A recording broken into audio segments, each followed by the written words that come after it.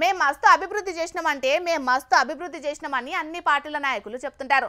Centre సర్కార్ నిధులతోనే గ్రామాలను develop చేస్తున్నామని పువ్వు పాటలంటే రాష్ట్ర సర్కార్ నిధులతోనే పంచాయతీల పనులు చేసుకుంటున్నాయని రాష్ట్రంలో ఉన్న అధికార పార్టీ నాయకులు అంటున్నారు. కానీ గీడ మాత్రం అసలుకు ఊరే లేకున్నా కూడా లక్షల రూపాయలతోనే అభివృద్ధి పనులు చేసిండ్రు. అగ్గో ఊరు లేకుండా పనులెట్లా చేసిండ్రంటారా? చలో పాండ్రి మరిగా ఆ ఊరి కథ ఏందో పురాగార్చుకుందాం. అభివృద్ధి పనుల ముచ్చట అన్నారు. ఊరు లేకుంటేనే పనులు చేసిరన్న వార్త అని చెప్పి గిట్లా ఏడుస్తున్న వాళ్ళని చూపిస్తున్నారేందని అనుకుంటున్నారా? వీళ్ళు ఏడ్చేది వాళ్ళకేదో పానంలో తక్లీఫ్ అయ్యి కాదు, కన్న తల్లసొంటి ఊరు కాలగర్భంలో కలిసిపోతున్నదని. అవునుల్లా సిద్దిపేట జిల్లా అక్కన్నపేట మండలం గుడాటిపల్లి ఊరు వీళ్ళది. వెళ్లి రిజర్వాయర్ కింద మునిగిపోతుందని ఆ ఊరి జనాలకు నష్టపరిహారం ఇచ్చి పునరావాస కాలనీకి తరలించిర్రు అధికారులు. ఇక ఆ ఊళ్ళున్న ఇండ్లను నేలమట్టం చేసి కూడా 2 ఏళ్లు దాటింది. కాకుంటే ఊరే లేకున్నా ఆ ఊళ్ళే అభివృద్ధి పనులు చేస్తున్నట్టు బిల్లులు మాయం చేసిరు కొందరు బద్మాషిగాళ్ళు. ఆ ఊరిని జనాలు ఖాళీ చేసేయాలకు గ్రామ పంచాయతీలో 39 లక్షల రూపాయల నిధులు ఉన్నాయట. దానికి తోడు అటు సెంటర్ సర్కార్ నుంచి ఇటు రాష్ట్ర సర్కార్ నుంచి కూడా వస్తున్న నిధులను ఇదివరకు ఆడ పనిచేసిన పంచాయతీ కార్యదర్శి, లోకల్ లీడర్లు, పెద్ద ఆఫీసర్లు కలిసి బుక్క పెట్టిరట.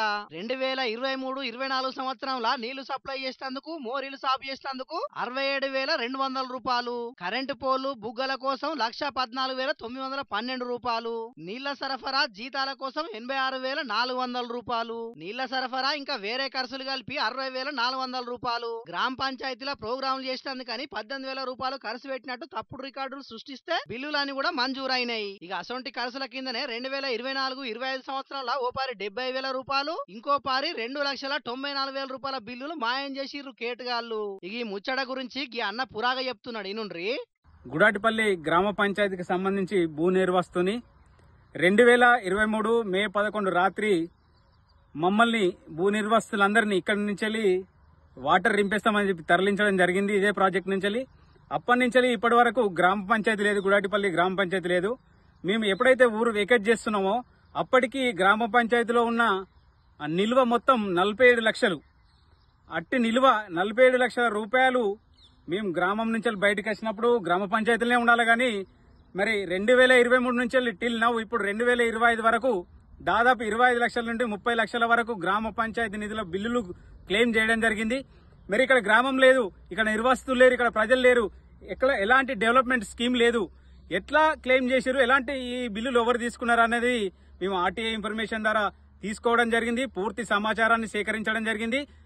ఇలాంటి సొమ్మును, అవినీతిని ఎవరైతే ప్రజాప్రతినిధులు, అధికారులు దుర్వినియోగం చేసిలో వాళ్ళ దగ్గర నుంచి రికవరీ చేసి ప్రభుత్వ సొమ్మును ఎక్కడైతే నిర్వాసిత ప్రాంతాలు జీవనం కొనసాగిస్తున్నారో కాలనీలలో ఈ ఫండ్ను తీసుకుపోయి అక్కడ వాళ్ళ డెవలప్మెంట్ కు ఖర్చు పెట్టాల్సిందిగా నేను మనవి చేస్తున్నాను.